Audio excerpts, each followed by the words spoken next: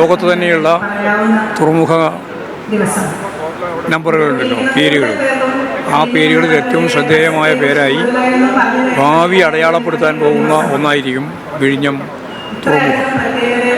അത് കേരളത്തിൻ്റെ കേരളം ഒരു ചെറിയ സംസ്ഥാനമാണ്.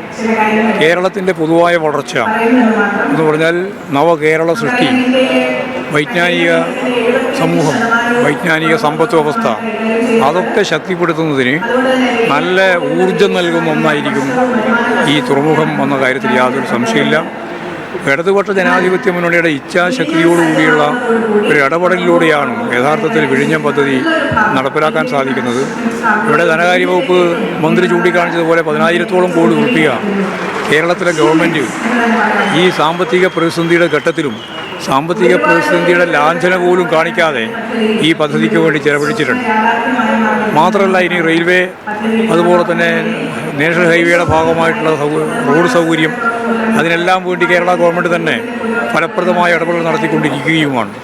അപ്പോൾ കേരളത്തിൻ്റെ വളർച്ചയിൽ പ്രത്യേകിച്ച് തിരുവനന്തപുരം അതുപോലെ കൊല്ലം ഉൾപ്പെടെയുള്ള 2 ജില്ലകളെ സമ്പൂർണ്ണമായ വ്യാവസായികവൽക്കരണത്തിലേക്ക്, ഞാൻ നേരത്തെ പറഞ്ഞതുപോലെ ഒരു വിജ്ഞാന സമ്പദ് വ്യവസ്ഥയിലേക്ക് നയിക്കുന്നതിനുള്ള ഒരു അടിസ്ഥാനം രൂപപ്പെടുന്നതാണ് യഥാർത്ഥത്തിൽ ഈ തുറമുഖത്തിൻ്റെ ഉദ്ഘാടനം.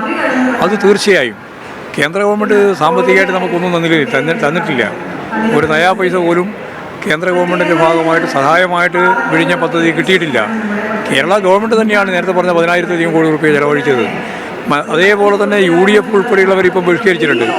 അവർക്ക് ബഹിഷ്കരിക്കാനേ സാധിക്കുള്ളൂ. കാരണം ഈ പദ്ധതി ഒരു ഇഞ്ച് മുന്നോട്ടേക്ക് കൊണ്ടുപോകാൻ പാടില്ല എന്ന് പറഞ്ഞിട്ട് സമരം നടത്തി, കലാപം നടത്തി, പോലീസ് സ്റ്റേഷൻ ആക്രമിച്ച് ഇവിടെ അവസാനിപ്പിക്കണം എന്ന് പറഞ്ഞവരാണ് UDF. പിന്നെ അവരെങ്ങനെയാണ് ഉദ്ഘാടനത്തിൻ്റെ ഭാഗമായിട്ട് വരിക?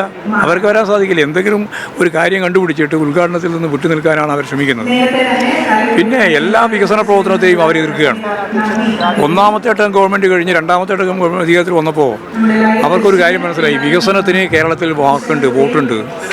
അപ്പോൾ ഒരു വികസനവും നടത്താൻ പാടില്ല എന്ന് ലോകത്ത് തീരുമാനിച്ച രാഷ്ട്രീയ തീരുമാനം എടുത്ത ഒറ്റ പ്രതിപക്ഷമേ ഉള്ളൂ. അത് കേരളത്തിലെ പ്രതിപക്ഷ പാർട്ടികളാണ്. അത് കോൺഗ്രസ് ആയാലും BJP ആയാലും.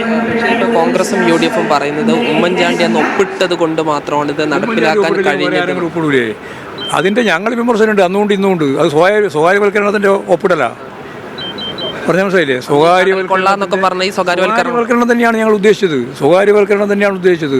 അല്ലായിരുന്നുവെങ്കിൽ ഇപ്പോൾ നമുക്ക് എയർപോർട്ടിൻ്റെ അനുഭവം ഉണ്ടല്ലോ, കൊച്ചി നെടുമ്പാശ്ശേരി എയർപോർട്ടിൻ്റെ അനുഭവമില്ല. അതുപോലെ കേരളത്തിൽ കൈകാര്യം ചെയ്യാൻ പറ്റുമായിരുന്നു. അപ്പോൾ സ്വകാര്യവൽക്കരണത്തിന് വേണ്ടി നിന്ന് കൊടുത്തതാണ് ഉമ്മൻചാണ്ടി. അതുകൊണ്ട് ഒപ്പിൻ്റെ മേലെയാണ് ഈ പദ്ധതി നടപ്പിലാക്കിയെന്ന് പറയുന്നതിലൊന്നും യാതൊരു കാര്യമില്ല. ആ ഒപ്പ് ഉൾപ്പെടെയുള്ളതെല്ലാം ഗവൺമെൻറ് സംവിധാനത്തിൻ്റെ ഭാഗമാണ്. അതിനെ നിഷേധിക്കേണ്ട കാര്യമില്ല എന്നുള്ളതുകൊണ്ട് തുടർച്ചയായിട്ട് മുമ്പോട്ടേക്ക് പോയി. അത്രയേ ഉള്ളൂ. ഗവൺമെൻറ്റാണ് ഇതിൻ്റെ ഏറ്റവും വലിയ പങ്ക് വഹിച്ചത്. കേരളത്തിലെ ഇടതുപക്ഷ ജനാധിപത്യ മുന്നണി ഗവൺമെൻറ്റാണ്. അതിനു മുമ്പ് ഒരു പൈസയും ചിലവഴിച്ചിട്ടില്ല. തുടക്കമാണ് എങ്കിൽ പിന്നെ നായനാറെ പറ്റി പറയുന്നതായിരിക്കും നന്നാകുക.